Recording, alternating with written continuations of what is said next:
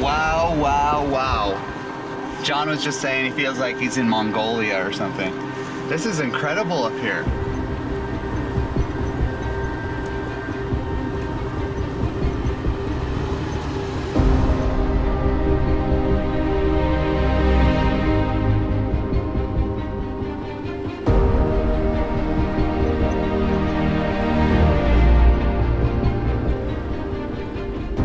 It's now autumn and the Owyhee Canyonlands are transformed into a muted golden canvas. Soft light cascades across volcanic ridges, casting deep amber shadows that accentuate the terrain's intricate geological textures.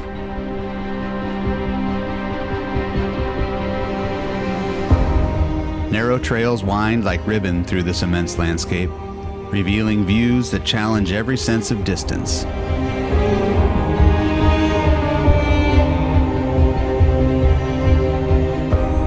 Here, perspective becomes fluid. A trail that seems mere inches away can suddenly stretch for miles, while distant canyon walls that appear close enough to touch remain surprisingly remote.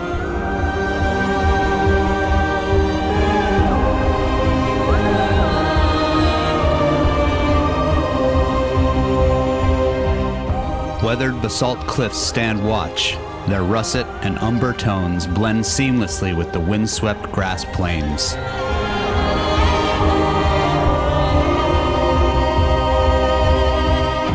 The horizon bends and shifts, creating an optical illusion of infinite space where earth and sky merge. Here in this remote wilderness, autumn reveals itself with a subtle grace. Being here surrounded by the Owyhee's wide open space, I'm struck by a sense of insignificance and wonder, realizing that some places are not just seen, but deeply felt. Maps and photographs can't do it justice. The sheer scale is humbling, stretching beyond imagination. A landscape so immense it seems to swallow every expectation. This is wilderness in its purest form. Untamed, unbound, utterly magnificent. And this is the Owyhee Canyonlands, Part 2.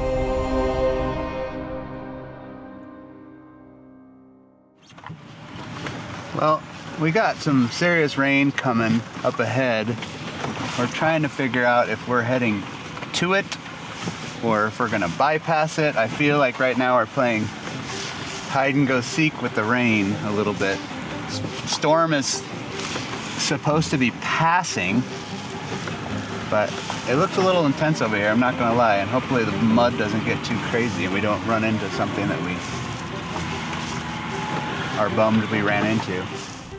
What started out as a patchwork of blue and white overhead has given way to a dark and ominous sky.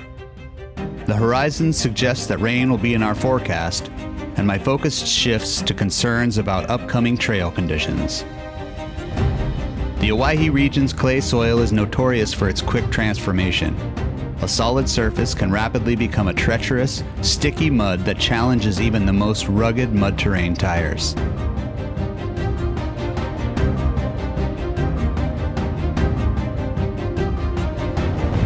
As beautiful as the landscape remains, I can't help but have reservations about driving into what looks to be the heart of the storm. We've traveled too far to turn back now, and it seems our only option is to continue forward, hoping our preparation and skill will see us through the approaching weather.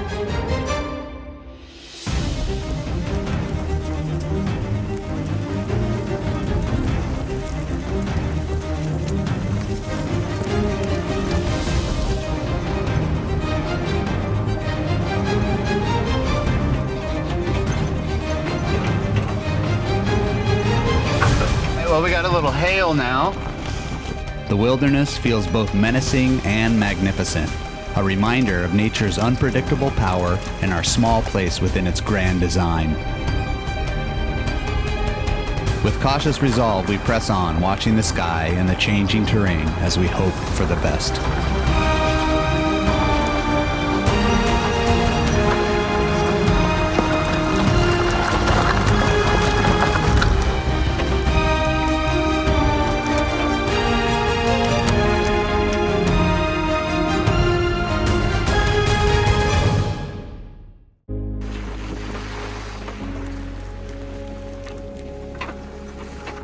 Okay, we're rolling up into the campsite. Oh my God, it's even better in person. Holy crap. This could be one of the most epic camp spots that I've ever been to. Nobody's here, and the weather's crappy, but that's okay. Have you ever come across one of those camp spots that absolutely blows your mind? Well, I've been chasing this one for a while, and now that I'm finally here, it feels like hitting the jackpot. Those canyon walls, that perfect view, it's the kind of place that makes your heart race and your eyes light up. Some spots just hit different, and this one is everything I dreamed of, and then some.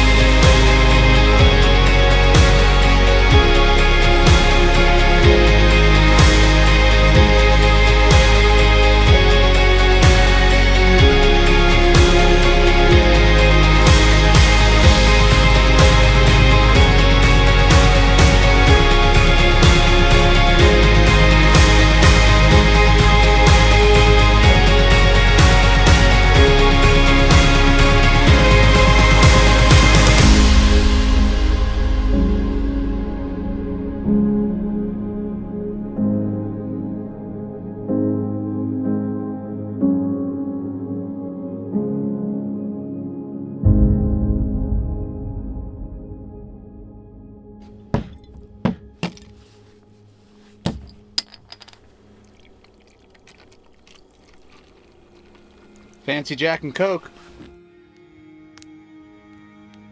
There's this moment, right after camp is set and the fire's crackling, when everything just falls into place. The canyon walls tower above us, embracing us as they have for thousands of other travelers for thousands of years. Being in a place like this reminds me of how short this little blip in time is. I feel incredibly small, yet somehow part of something bigger. John and I take some time before dinner to tend the fire and just soak in this magical landscape. No cell service, no distractions, just two friends sharing one of those perfect moments in the backcountry. Dinner can wait. Right now, this is exactly where we're supposed to be. Well, I'm sure you're all pretty surprised to see that I'm cooking steak tonight. Oh, fart. You okay? So hot. I can't help it. It's just like the perfect camp meal. We'll eat dinner, have a few more cocktails, then play a few rounds of golf before turning in.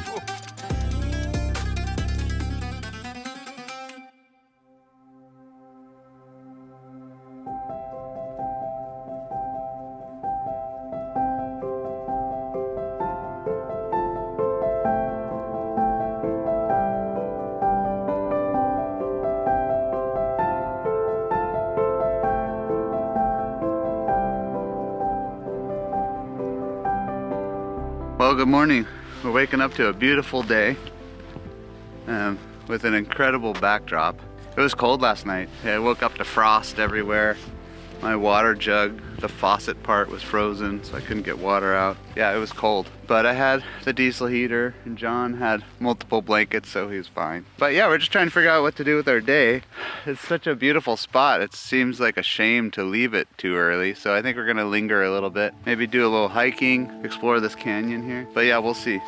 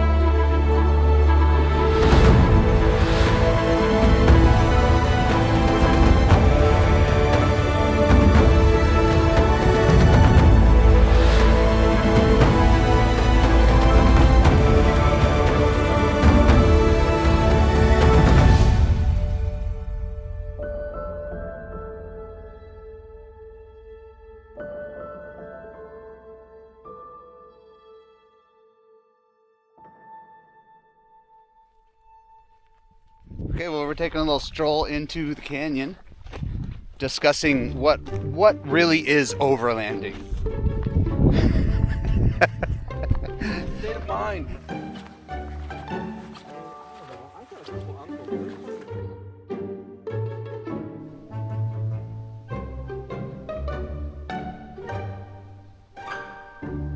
I don't know, Brian. I'm scared. Me too.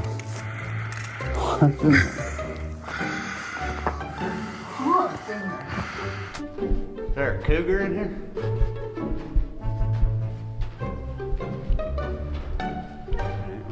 Wow, this is quite the... Oh, it's hot in here. As soon as John stepped foot in that cave, I felt a shift. He seemed a little different. Then he said he had something he needed to tell me.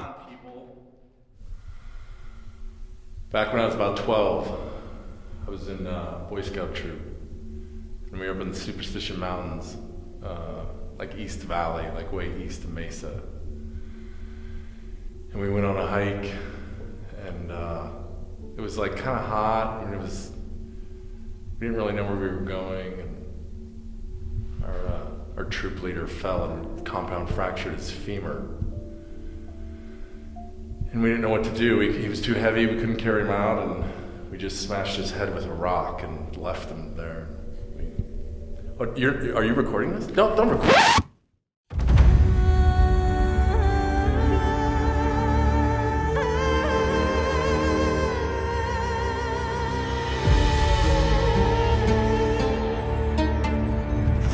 After the story in the cave, things are getting a little weird.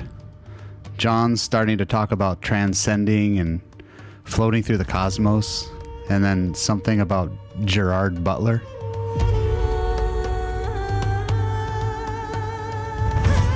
What the hell's going on? What's he doing? Why is he spinning around like that? Maybe the sun will snap him out of it? I don't know.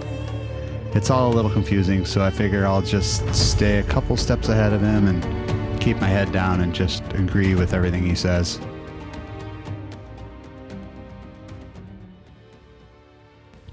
Okay, let's go back and find John. Alright, I guess if we're gonna gas up, it makes the most sense to go into Jordan Valley. So you're at like a little less than half a tank? Yeah, I'm a little closer to 1/4 than 1/2. It says 128 miles. Okay, well, we'll just make our way back down to that Leslie Gulch trail. And actually, maybe I can do a little drone footage in Leslie Gulch, get that out of the way.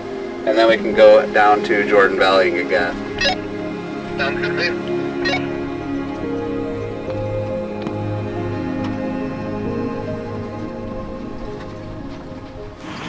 That was an amazing camp spot. Probably one of the best ones that I've ever been to. So now we're back on the trail. I think the plan for now is to go out, get some drone footage of Leslie Gulch, because when we went through there yesterday, it was raining. And then we're going to make our way out and refuel, and then we'll come back in and continue the adventure. Let's head to Leslie Gulch.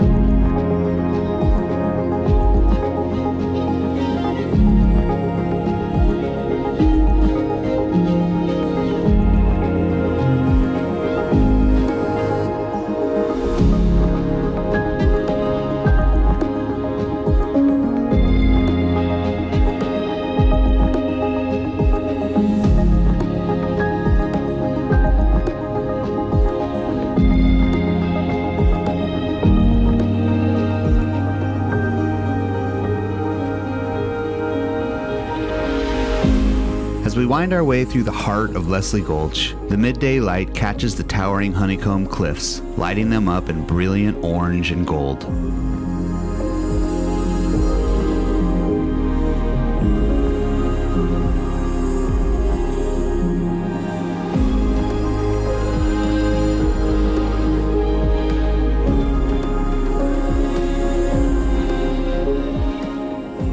The rocks here stand like skyscrapers, volcanic ash compressed over millions of years into otherworldly spires and buttresses that pierce the eastern Oregon sky.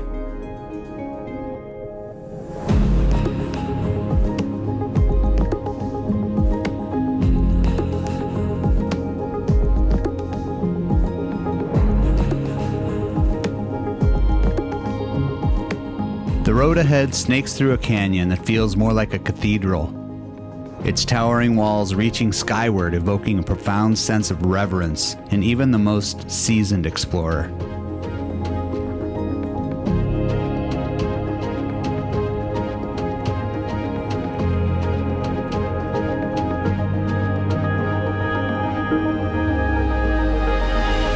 This place stirs something primal in you. A reminder that Earth's most spectacular landscapes were perfectly crafted by the patient hand of time itself.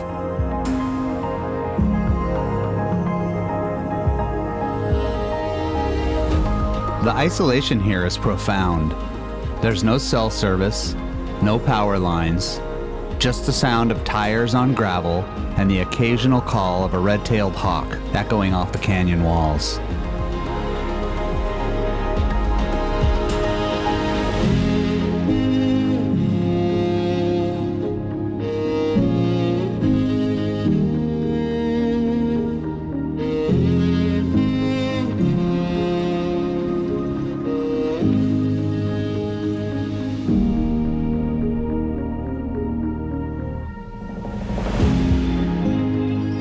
It's these moments that remind us why we seek out these remote places, why we build our vehicles to access these seemingly forgotten corners of the world,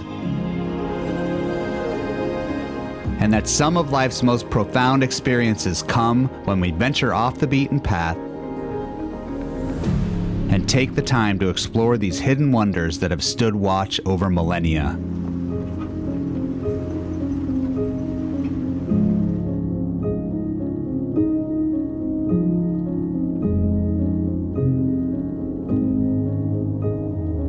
This place is a true testament to the raw power of geological forces. A place that inspires not only adventure, but introspection as well. This is what overlanding is all about. Not just the journey, but the way these places can change us, humble us, and inspire us to keep exploring.